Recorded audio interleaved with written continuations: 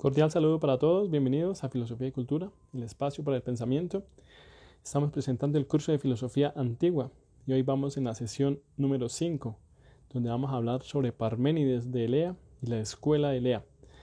Entonces acompáñenme pues en este pequeño curso que estamos haciendo y pues donde vamos a mirar los temas más importantes y las partes más importantes del pensamiento y de la teoría de cada autor. A manera de introducción, pues me permito explicar que en el video anterior hablamos algunos apartes sobre el pensamiento de Heráclito, el cual habla sobre el devenir. Nos adentramos al estudio realizado por la famosa escuela de Elea en esta sesión. Parménides de Elea corresponde al año 540 y 470 a.C., oriundo de la región de Elea, actualmente queda al sur de Italia. Llevaba un estilo de vida práctico, como era pues, el común de los filósofos en ese contexto de la época. Es decir, pensaba, pero también trabajaba, también estaba, digamos, en la realidad, y además se caracterizaba por el tema de la investigación. Se dice que era discípulo de Genófanes, pero resulta que Parménides superó con creces a su maestro. Sus relaciones con su antecesor Heráclito no eran muy afines. Más bien Parménides toma una distancia muy grande de Heráclito y va a desbaratar toda la teoría y todo lo que había compuesto Heráclito y interpreta y construye una nueva teoría que pues bueno va a permanecer y que también hace parte del pensamiento de los presocráticos.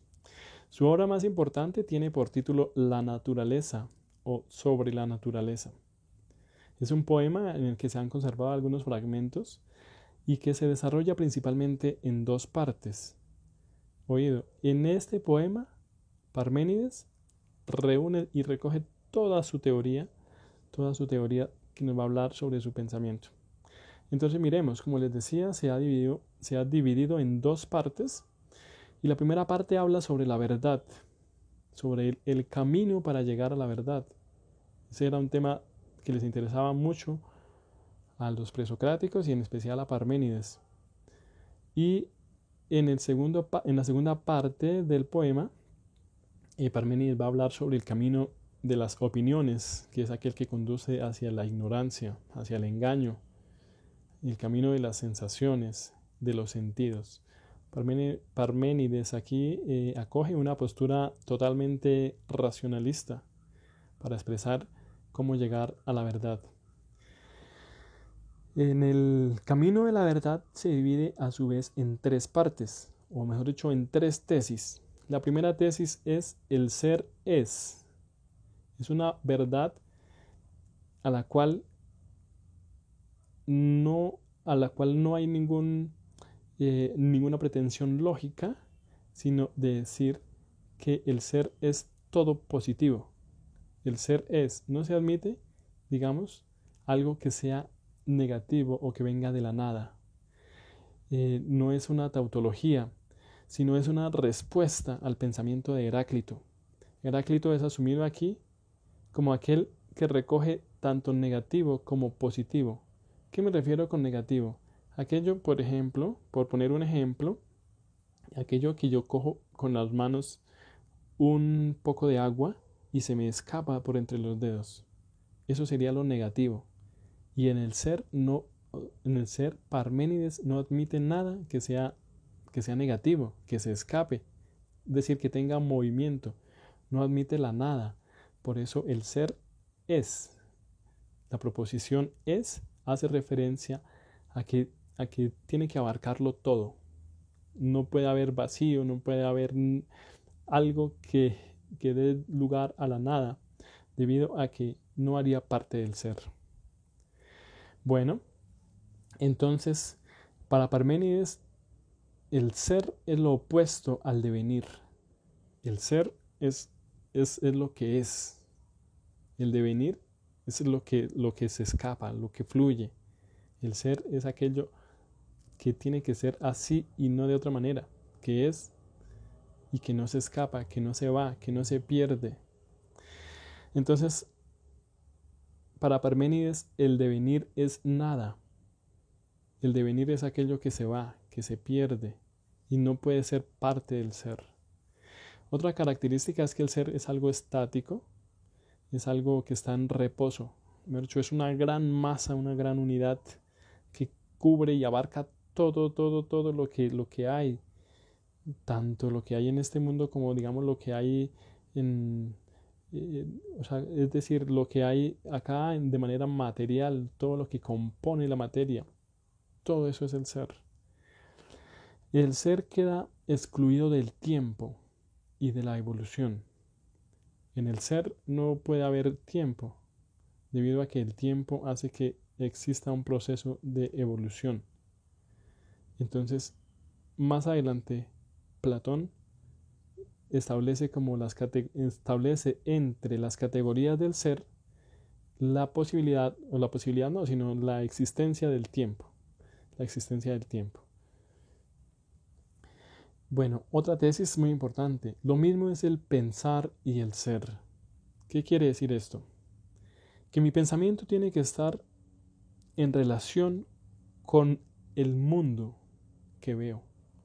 Es decir, que lo que yo observo, lo que está fuera de mi mente, es una copia, o sea, debe ser una copia, debe corresponder y debe coordinar con lo que llega a mi mente.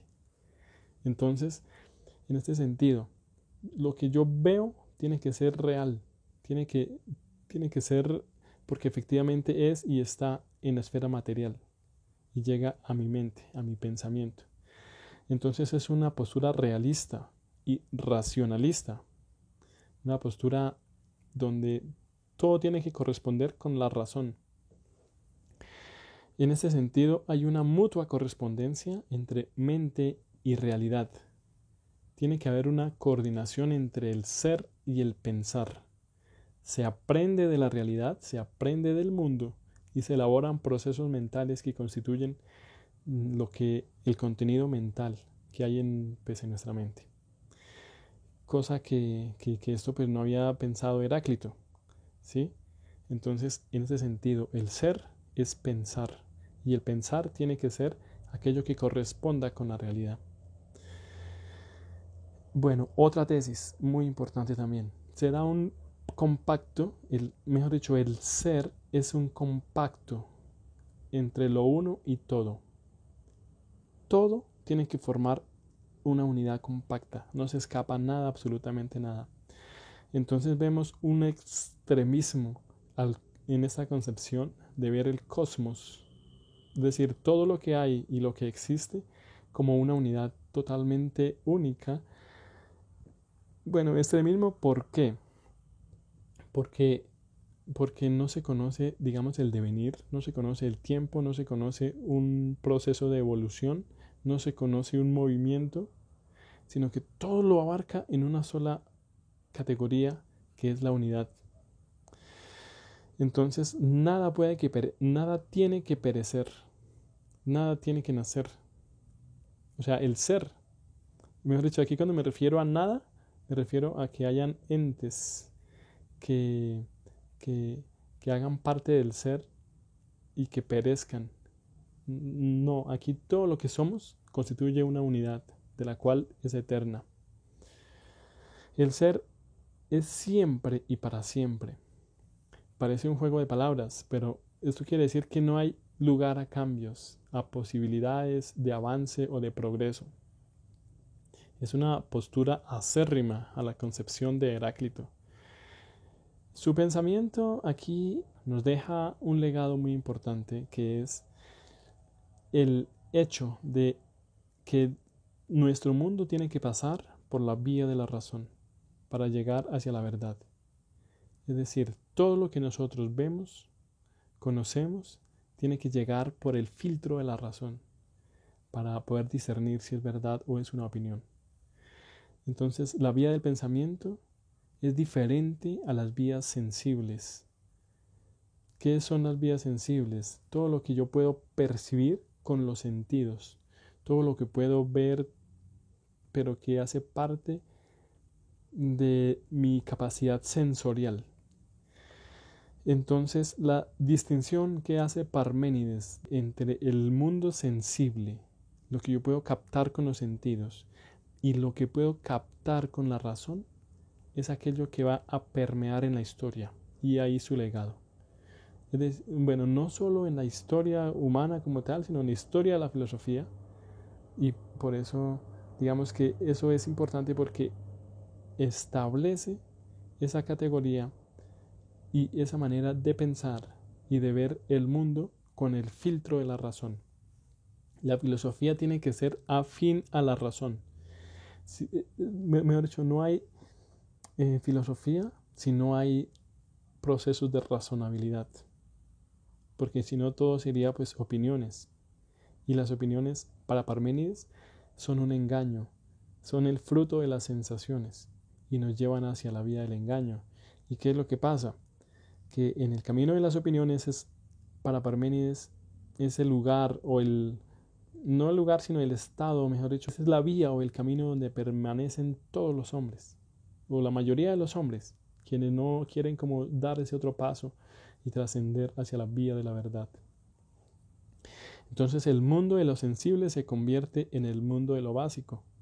Por ejemplo, Descartes decía que los sentidos nos engañan, que tiene que ser también por el filtro de la razón.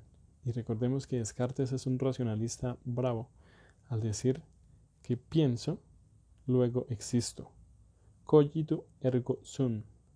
De hecho, ya también se va como al otro extremo. Soy en la medida en que soy pensante.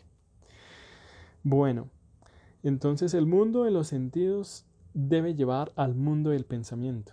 Los filósofos de la naturaleza dan un paso al explicar esto, que lo que nosotros vemos y percibimos no se quede ahí en una simple sensación, sino que llegue a la reflexión, que es dada por la razón.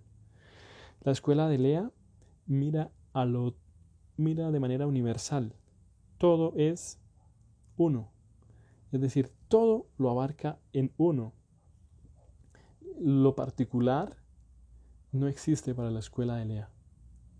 Parménides no acepta nada en particular. Todo es una unidad, o sea, de manera universal. En cambio, para Heráclito existe lo particular. Sin embargo, miremos con este asunto de lo universal que es retomado por otros autores como Hegel y por Spinoza, donde aceptan la realidad de una manera universal, como un todo, en especial Spinoza con su concepción panteísta. Entonces, para las eternas verdades no existe el tiempo. Y esto fundamenta, digamos, la concepción de Parménides al concebir que todo lo que hace parte de la razón no es alterado por el tiempo. ¿Sí? Son verdades eternas que se conservan y que el tiempo, digamos, se queda corto y no alcanza a afectar esas verdades eternas.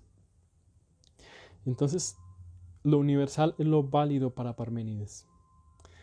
¿Quién tiene ahí la razón? ¿Los universales o los particulares? La esencia como primer principio se encuentra en lo universal.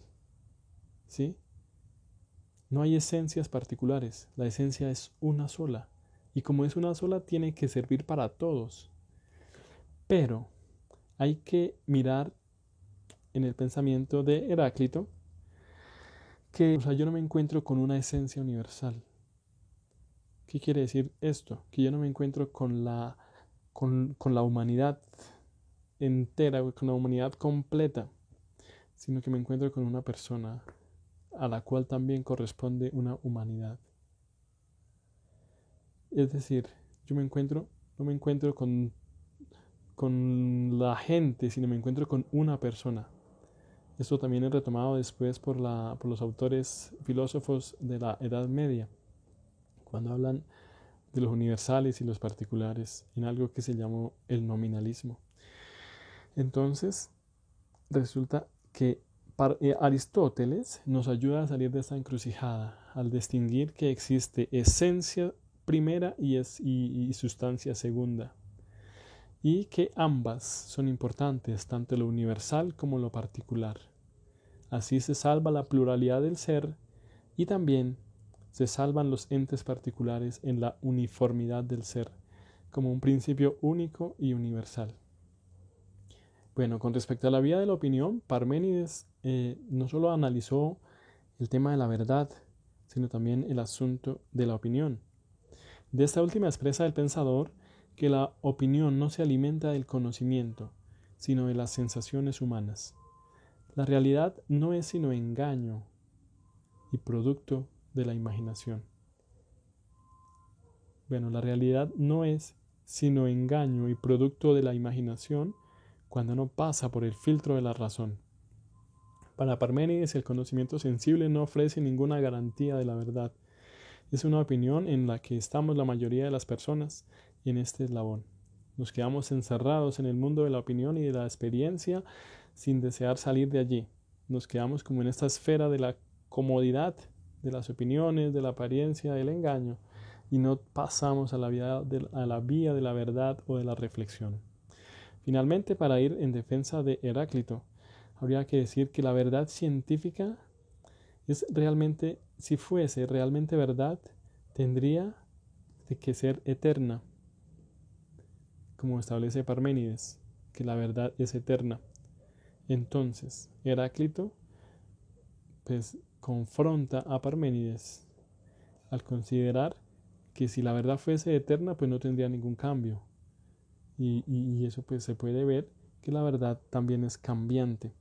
Por eso es justo reconocer en Heráclito que lo real también hace parte del contenido espacio y tiempo. Es decir, yo sé que ustedes están observando, por ejemplo, este video y que son personas reales, ¿sí?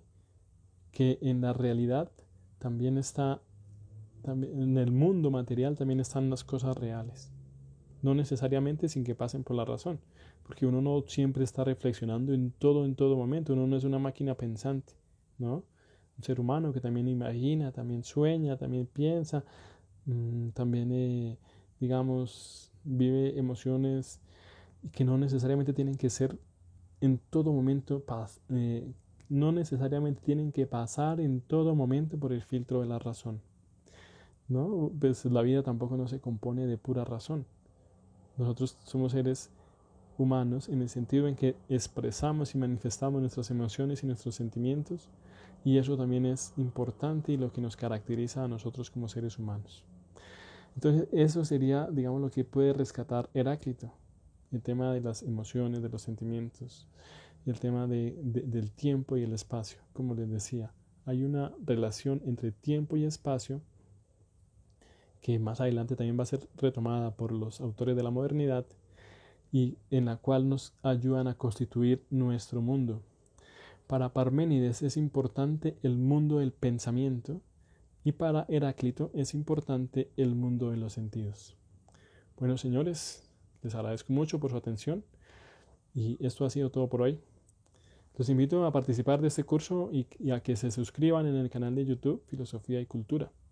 Filosofía y Cultura, porque es que hay otro que se llama también Filosofía y Cultura. A ese no, es a este que se llama Academia de Filosofía y Cultura. Mensajes, inquietudes, sugerencias, aportes, por favor me lo hacen saber por las redes sociales de la escuela y pues ahí estaré atento. Recordemos que el conocimiento es libertad. Un abrazo.